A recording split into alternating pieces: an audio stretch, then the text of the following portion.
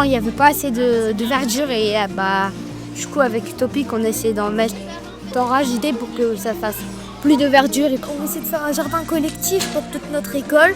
Comme ça, on pourra en profiter aussi pour regarder et ils pourront aussi apprendre. Pour mettre un peu plus de biodiversité, de mettre un peu de vivant dans l'école.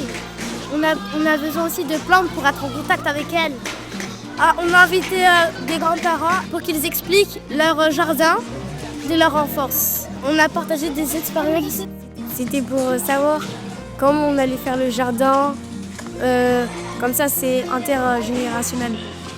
Et qu'est-ce que tu penses de ce projet de faire un jardin dans l'école ? C'est à la fois une réflexion et c'est aussi manuel, que ça vous intéresse, que vous participez, vous essayez de faire les plantations, vous décidez ensemble. Donc c'est un travail en commun et puis en plus vous allez pouvoir en profiter dans l'école. Je trouve ça intéressant comme ça, on pourra peut-être jouer dans ce jardin. Et nous, on est en train de créer notre jardin, quoi. Donc on mélange de chacun et on n'en fait qu'un seul. C'est super. On a une cour un peu bitumée, donc il semblerait qu'on puisse la verdir un peu. Et donc toutes les 2 classes de CM2 se sont réunies là aujourd'hui pour commencer à planter. Tout est positif. Tout est positif. Et bravo à l'association qui est venue, qui leur a suggéré. Et puis les aider parce que chacun découvre.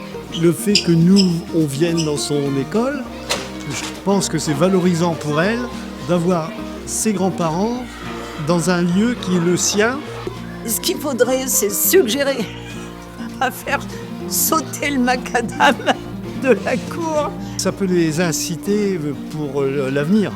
Quand ils vont être ados, quand ils vont être adultes, et qu'ils vont prendre conscience de la difficulté aujourd'hui que nous avons dans ce monde où il y a un changement climatique, personne ne peut le nier.